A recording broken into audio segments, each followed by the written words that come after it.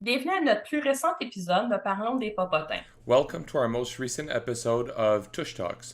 Today we'll be talking about art therapy, a picture worth a thousand words. We're happy to welcome Janine Piché, who has a master's in art therapy from the Université du Québec en Abitibi-Témiscamingue, who's been an art therapist for about 10 years and worked in the past with the Canadian Society of Cancer, as well as other community organizations. Thank you for being with us. It's my pleasure, and before all, I would like to thank all people who will listen to our interview. I'm very happy that you've taken the time to talk more to us about art therapy. So I'll start with the most common question. So, explain what art therapy is.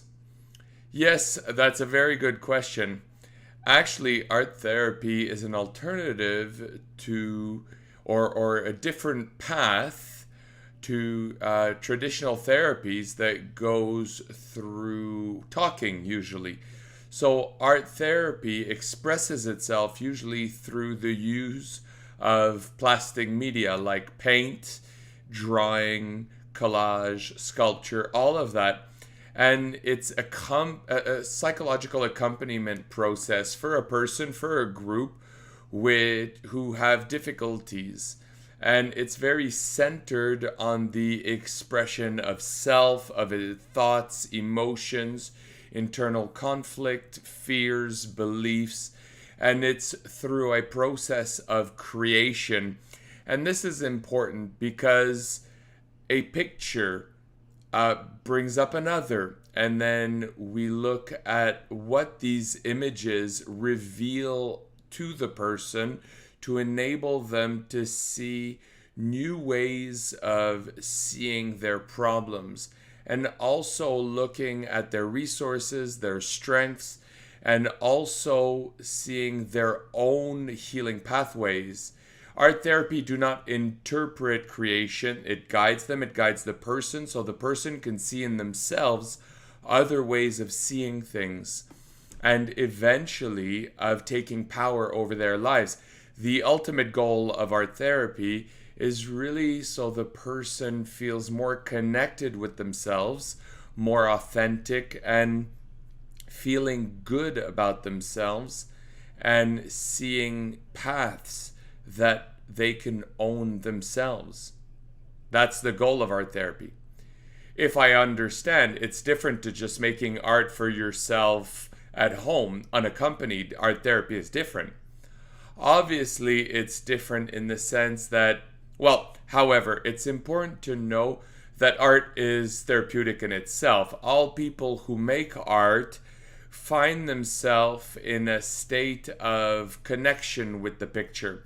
Often, people who do art at home will copy things.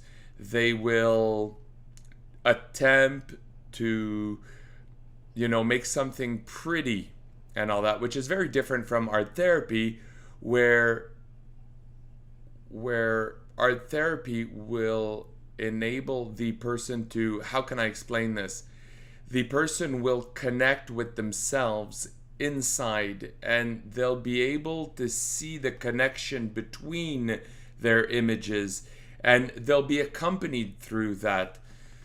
However, any person who makes art, it's a source of well-being. We can't ignore that, even though that's not art therapy at all. Okay, I understand. You were saying that we can do it in groups or individually. So, art therapy is for what type of person? It's for all types of people. It can be someone who's a child, who's a teenager, who's a senior, with any type of issue. However, what's specific and what's good for a specific clientele in art therapy, it's people who have difficulty expressing themselves through words or have disabilities, either physical or mental disabilities. That means that within themselves there are horrible conflicts. So the images they create will enable to get out of themselves and get out of those conflicts or sufferings that they have And that's where we see the whole power of the image to find those healing pathways. So it's really all clienteles, but as I said, specifically for people who have difficulty expressing their emotions. That's good to know. And if these people aren't artistic or who have a past of creating with their hands or other media, can they still participate? Well, mostly it's not the what that's important, it's the how. It's the personality of each individual that expresses itself in the way they create. I'll give an example. Imagine someone has a very large paper. Let's say the person uses paint and they just use a tiny corner to create. Well, this indicates something about the person. It indicates that the person has difficulty taking space. So the role of art therapy is to take them to broaden the space that they want to occupy and go check with them as they go. How is it go? How do you feel if you go over a certain line or a limit? What would happen if, or what's the danger if you take up more space? So those are indicators that are related to the person's personality and can help the person to reinforce and use other strengths that maybe they don't even know within themselves to enable them to express and get out of themselves and act. If I understand correctly, we look at the content and not the container of art. That's exactly it. And it can actually be more difficult for someone who's very good at art because there's always the concern about performance and making something nice. And often, what helps a person, someone who's not good at drawing or who thinks they're not good or not an artist or something like that, is making something that's not satisfying to them in terms of creation into something that satisfies them. That's where we can help by advising certain media. So for example, watercolors. Well, you can make superposition of transparency, and when you see that, people can develop a desire to make art from art therapy because we help them make things beautiful that they don't find beautiful. And sometimes I was going to a training a very long time ago, and I had made something very ugly, and the therapist had said, look, you've got two choices. You can attempt to make it beautiful, or you can abandon and keep that impression that it's ugly. But ugliness is also part of each of the people on this earth. And when we're aware of that, we have the power to change it or to just let it go. And I thought it had been very important, and it's true for everybody. So it brings a lot of introspection when you do art this way. Absolutely, absolutely. That is the strongest about art therapy. And there are some people who refuse introspection. They're not ready. And as a therapist, you have to respect that. The person who is not ready, they're just not ready. And there's a proverb that says we do not stop someone from going down the road that they've chosen to progress. And, people choose. We don't choose for them. Sometimes they don't see something. It can be an interpretation, and it can be true as well. These solutions are owned by the person just as their problems are. Very interesting. You discussed certain media that we can use, like painting, watercolors. Are there other media that are used in art therapy? Collage. It can be sculpting. Also, from a large piece of cardboard, we can also cut out a mandala and we can create. See, the mandala becomes the person's world. I often work that way. By supplying the person with a round cardboard, a mandala, it's a sacred circle. And within that, what is this person's life made of?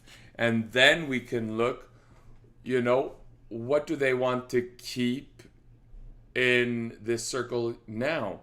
It's not about trying to find what was in the past, what the issues were, but it's the here and now.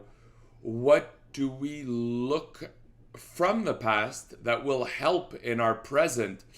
And there are things that we need to say goodbye to because they're no longer useful in your present, and it becomes something heavy, it becomes a burden, it becomes a weight that we need to say, that's enough, I've given enough, and that's it. Very interesting. I think each art therapist has a specialty, a media that you work. You work a lot with paint, drawing, but each therapist, I imagine, has its own specialization.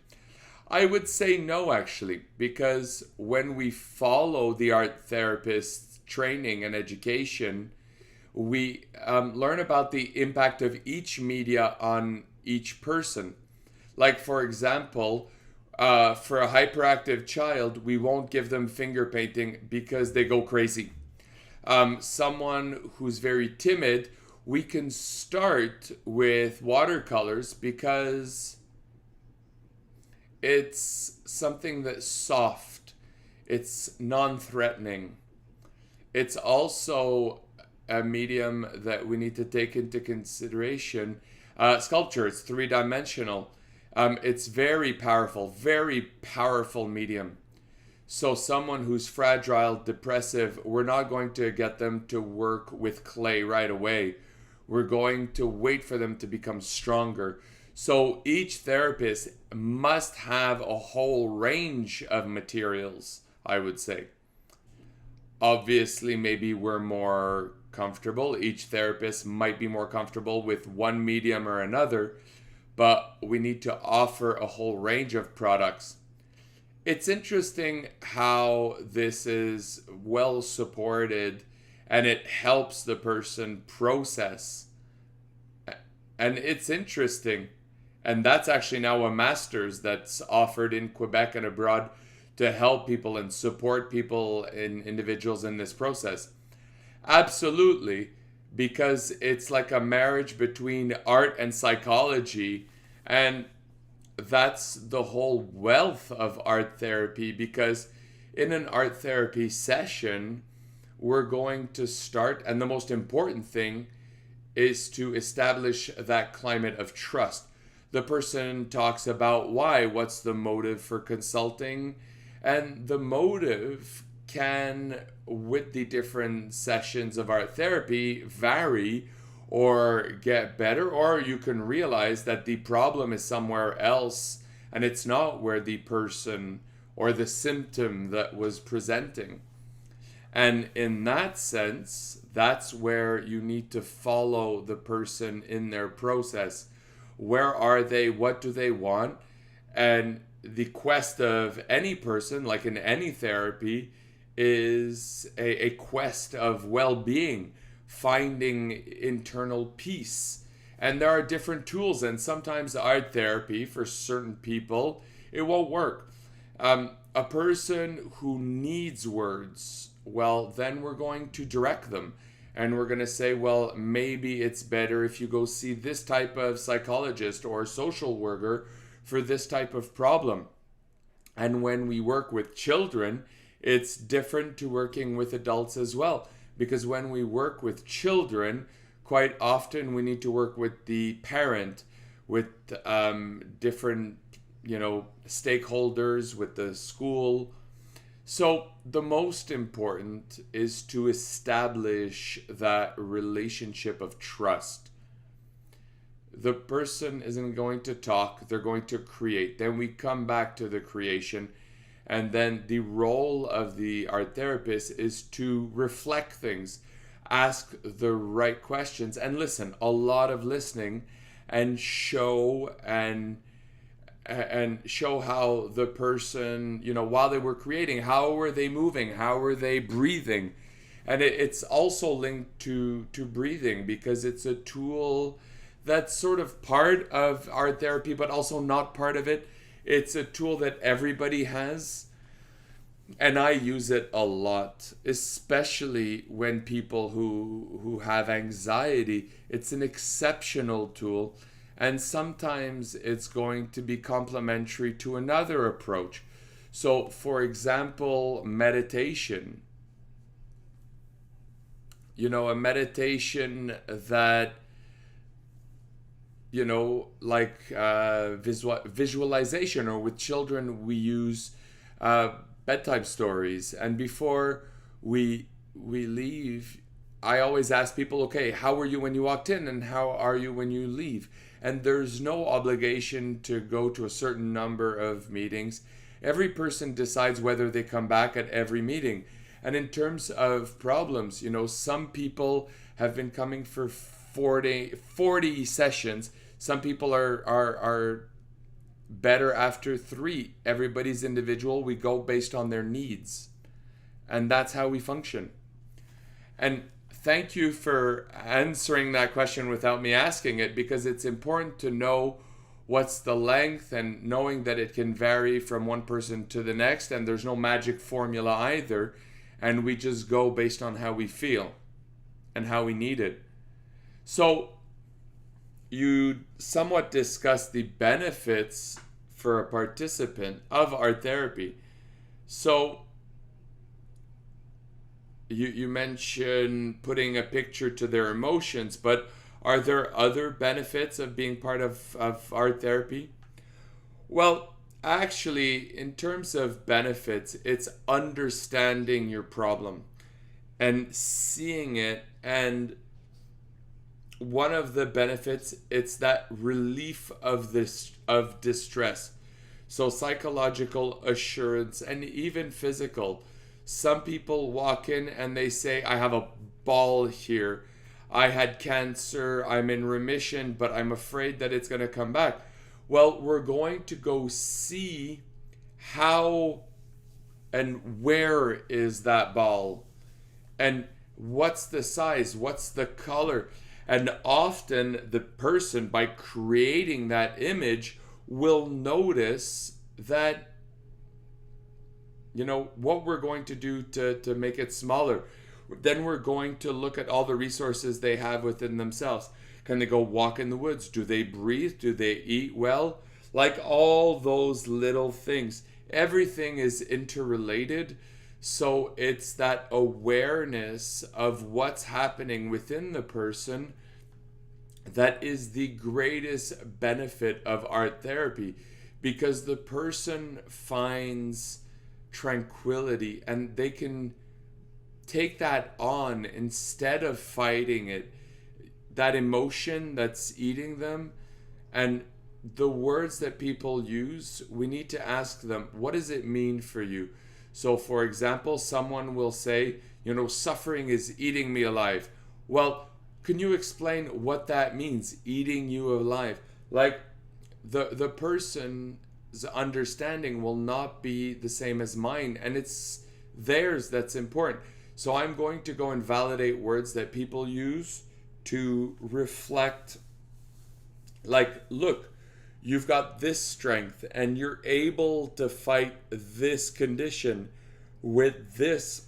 So how can we use that today?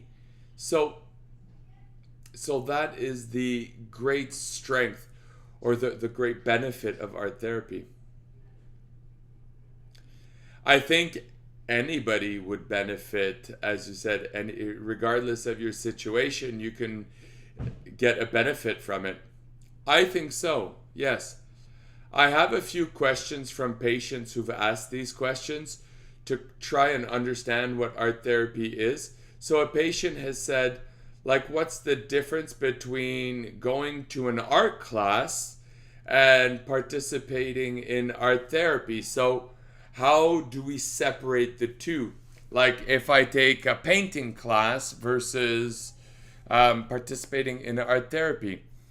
Well, when you take an art class, we go and learn techniques to improve our artistic performance. For example, working perspective or working on, like, for example, acrylic. Well, we learn that we may apply light colors before we apply dark colors. It's very technical, and the objective is to improve your artistic performance. That's not art therapy at all. Art therapy is that we use media to go and look within ourselves at what's happening. So there's a connection to emotions because there needs to be a coherence between what we think, what we feel, and how we act. When people come to art therapy, it's because there's a blockage somewhere, a knot somewhere.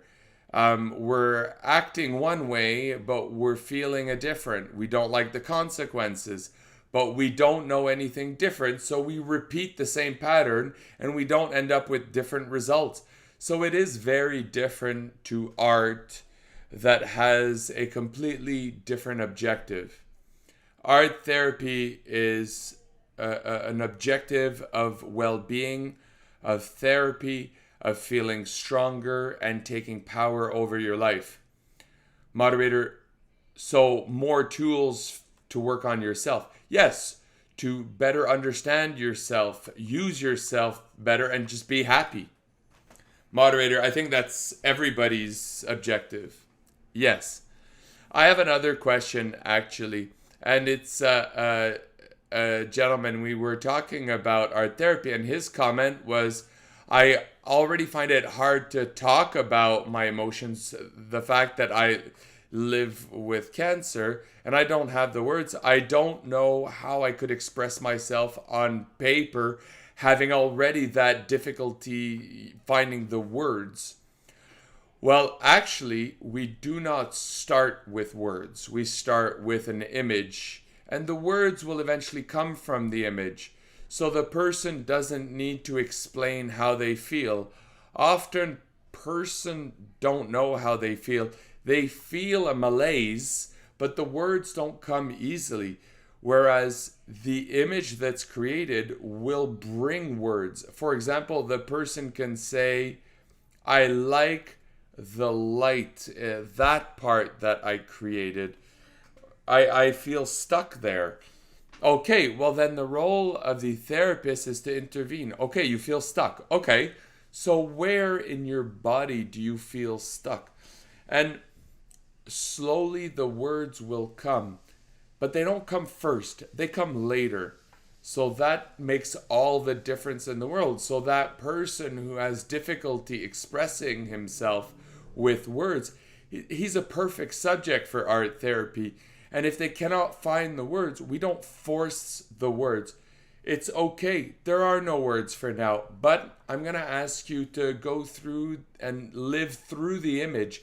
And what I often do is I supply people with a book with outlines, and this becomes like their therapy book. Or a lot of people have a journal, and the person can do a collage, draw, or I'll suggest for like a week, a certain time, 21 days, to, depending on the issues that they have, I'll suggest that they write what they're living through each day and then close that and then read it later to see. And that's a tool, because art therapy must also give tools to people so that they don't become dependent on therapy and they can become free of their issues and live freely without art therapy or any other type of therapy. So it's really about helping the person to take power over their lives, as I often say. It's interesting to know that the person has a choice to share or not, but to be present, and that can have benefits. even if we don't have words and cannot express ourselves, the fact of being there and creating, that can have a benefit in itself. Yes, absolutely. And often when we do group work, the other people's discourse, sharing with people, seeing that dynamic being created, which means that someone can create something that actually speaks to your own issues. So in the case of cancer, I've experienced with groups and individuals, and when we work as a group, and I'm just talking here about my own experience, it doesn't mean it's the same for all art therapists, but for me, I realized that some people who are in remission, some people are in the end of life phase, some people have difficulty moving, or who have problems that means that some concerns become other people's concerns, or the hope of some hurt others without wanting it. So what I found is working with fears and beliefs and apprehensions, but individually, people with cancer can sometimes, based on my experience, can go in greater depth in what they're experiencing, their fears, their apprehensions, and their hopes as well. So we discussed that whole question of beliefs. Not too long ago, when religions were very strong, most notably, the Catholic religion, people believed in heaven and hell. And that actually created a certain strength, hoping to go to heaven. But it meant that they didn't express what they were feeling inside. People practice a lot less. They believe in different things. And that's where it's important to go see what people's beliefs are without judging. They can do whatever they want, and that's fine that way. But it's working with all of that and with the whole person and bringing them to see that coherence between how they feel, what they do, and what they think. I think that's the most beautiful way to finish our meeting on those words. I think it's a very good summary of what this can benefit people and why it's so important to propagate the fact that this service exists. Janine, you have your own private practice. If I'm not mistaken, your practice is called Clinique Eau Profonde. So you work in the Témiscamingue region, and people can contact you to have meetings either privately or in groups. And there are other organizations throughout Quebec who also offer art therapy, including the Quebec Cancer Association, which offers art therapy. And in Canada as well, there are other organizations like Wellsprings, an organization through hospitals, and community organization through hospitals who also offer art therapy. And they're often available for free or at low cost for patients who want to join those types of activities. So thank you very much, Janine. It was a pleasure discussing with you. It was my pleasure, and I hope that people who hear this interview will be able to take advantage of this fully. So thank you very much and have a nice day. Thank you. Bye-bye.